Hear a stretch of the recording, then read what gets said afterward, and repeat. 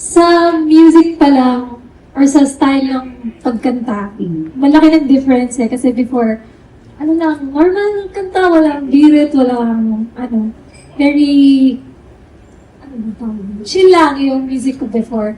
And then, actually, nasa Imago parang, syempre, andun yung kaba kasi it's a different sound. So, kailangan ko talagang, una-una, aralin yung songs nila. Syempre, andun yung, kailangan kong mabigyan ng justice yung mga songs nila. Kasi alam na lahat ng tao eh. So, actually, nung pumasok ako sa kanila, yun lang naman yung goal ko, to continue kung ano yung nasimulan nila and to give justice sa songs nila.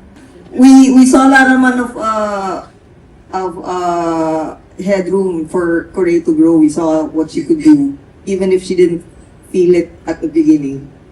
So, pinupush lang namin siya ng pinupush. Kasi alam namin yung nakaya niya talaga eh. So, we're still working to see how far she's going to go.